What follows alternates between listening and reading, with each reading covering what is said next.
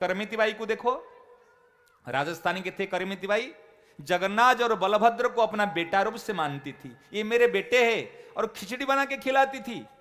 कैसे खिचड़ी? सुबह सुबह उठते ही जगन्नाथपुरी में, हम मारवाड़ी में गाते हैं ना, कर्मा बाई रे खिचड़ो, ठीक है ना। और उस समय में घाघरा, जो घाघरा पहनती थी ना, और उसको पट कर लेती थी इस प्रकार से, उनको जानकारी कुछ नहीं थी। खिचड़ा बना के, बाजरी की खिचड़ा आप जान बंगाली में, वो बाजरी होती है, बाजरी को खिचड़ा बना के और बढ़िया स्वादिष्ट घी डाल के ऊपर में, और ठाकुर जी को भोग लगाए, ठीक है ना। जगन्नाथपुरी में रहे तो खिचड़ी बना के, सुबह खिचड़ी जल्दी हो जाती है, खिचड़ी बना के ठाकुर जी भोग लग रहे थे। जगन्नाथ और बलभद्र दोनों छोटे छोटे बच्चे आकर बैठ जाते, छोटे छोटे बिल्कुल ऐसे बालक आकर कहते, बैठ माँ खिचड़ी, भूख लगी भूख लगी। तो कर्माबाई क्या करती थी, पत्तल, कला की पत्तल दे देती थी, और उसमें खिचड़ी, स्नान भी नहीं करती थी, और दांतुन करते करते मिट्टी के बर्तन में खिचड़ी बनाती थी, और उसमें कई बार भाप विहोल होकर दांतुन में भी खिचड़ी को हिला देती थी। समझ रहे ना?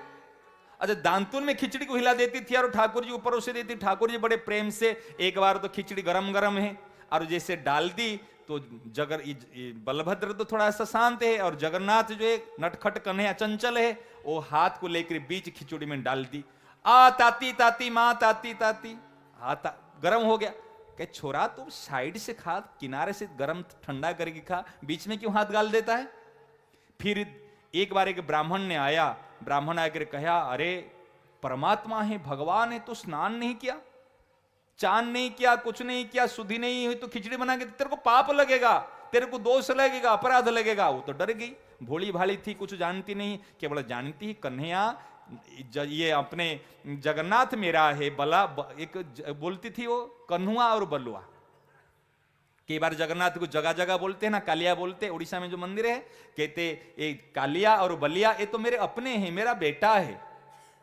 तो फिर जैसे ब्राह्मण ने कह दिया, तो दूसरे दिन उन्होंने खिचड़ी नहीं बनाई थी।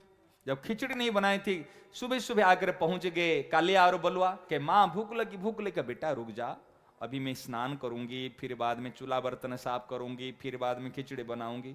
तो बलराम ने कहा, ये क्या हो गया? एक ज्ञान किसने दे दिया इनको, मेरे माँ को? कहे हमको तो सुबह सुबह खिचड़ी बना के खिलाती थी, अभी किसने ज्ञान दे दिया? कहे कि पूजा ब्राह्मण आया था, उन्होंने सारी बात बताया। वो गया सुबह, उस उठ के गया तो ब्राह्मण त्रिकाल संध्या करने वाला है, सुबह उठ के, वो तो सोया है, खराटे ले रहे घूम, सोया हुआ है। बलराम जी गए, हल मुसल लेकर उनको खींच के लेके खूब उनको पिटाई कर लिए। कहे ज्ञान देने के लिए आ गया, मेरी माँ को ज्ञान दे, हम भूखे मर रहे, जाओ मेरी माँ को कहो जैसे ऐसे मेरे के लिए खिचड़ी बनाएंगे।